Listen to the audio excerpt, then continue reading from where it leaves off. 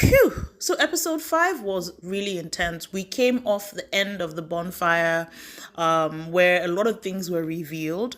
And first off, we had Minasu blowing off Subim just so she could talk to Sung Il. Bonfire had ended. She was the one who approached Subim to ask if they could talk. And then the moment Sung Il also asked her to talk, she basically brushed off Subim and went off with Sung Il.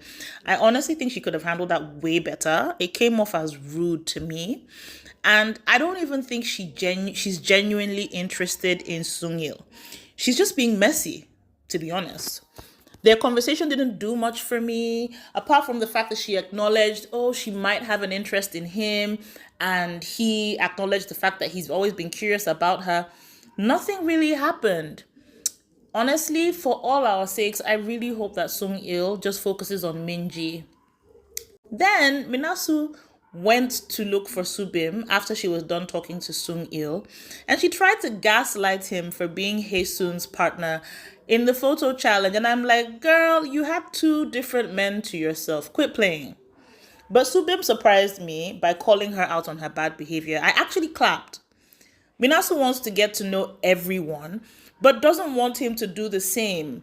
And I'm like, you can't expect him to sit around and wait for you, especially because of the way she's going about it. I don't think there's anything wrong with her wanting to get to know everyone, but there is a way to do it that is respectful and doesn't just make people uncomfortable around you. Anyway, Minasu aside, our beautiful Go Yun has found her she has found herself in a bit of a love triangle with Yeon Woo and Sung Min. You know, Yeon Woo at first was more interested in Minji, but I think because he never got the chance to actually talk to her, he was able to now then focus on Go Yun. And I have to be honest, I've been a fan of Yeon Woo from the beginning, and I didn't expect him to be so cute. And seeing him with Go Yun has just been really sweet. I was very annoyed when Sung Min interrupted their conversation. Obviously, things are definitely heating up with those three. And I think it's gonna end up being like a battle between Sung Min and Yeon Woo for Go Yun's heart. Sung Il eventually went to find Minji so they could chat. And I really felt for Minji because it was obvious that she's locked in on Sung Il, right? But I appreciate her for being the bigger person about everything, even though you can tell that Sung Il's actions are kind of hurting her feelings. But on the other hand, as much as I would like to knock Sung Il on the head, I appreciate the fact that he's kept it honest. It's not like he's messing around with Minji. He isn't playing with her. He's telling her exactly how he feels. And he's just trying to figure it out, to be honest. And that's fair. I would have been more upset if he was acting like, oh, nothing is going on, and then sneaking around to talk to Minasu afterwards. Anyway, we got past the bonfire night drama. And the aftermath the next day came with Subim giving Minasu the cold shoulder at breakfast while paying a lot of attention to Haesun. I didn't expect it. I thought Subim was just going to be annoyed for the night and then go back to normal, settings. But he was not finding it funny with Minasu, paying a lot of attention to Haesun. I didn't know Subim had it in him to be mean. The cast then went to the beach, and then we had this whole fun montage of them playing in the water. It was fun. To be honest, with season 5, I'm very happy with the fact that we get to see them a lot more on Inferno and not just going to Paradise every 5 minutes. I think that's been really cool.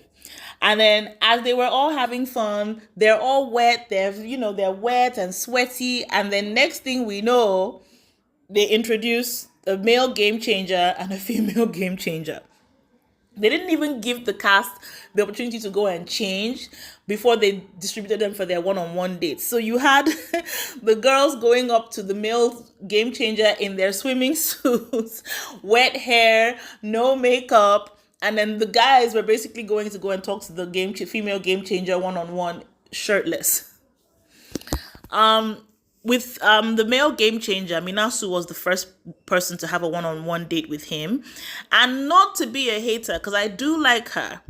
But I was happy that he wasn't interested in her. I really feel like our Minasu needs to take a slice of humble pie. So it was good. The rest of the one-on-ones were relatively uneventful. For me at least, except for Go Yun, who seemed to make quite an impression on Egon. That's the name of the guy, the new game changer, Egon.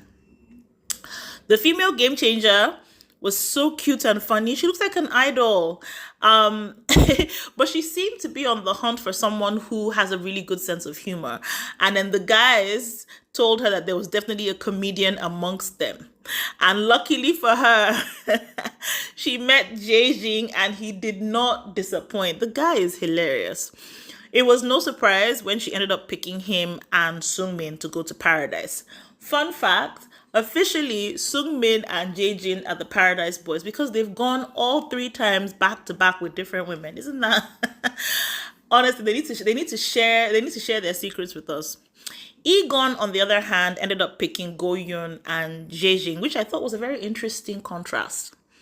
To be honest, though, of all the Paradise dates this time around, it was Egon and Goyun's date that stood out to me.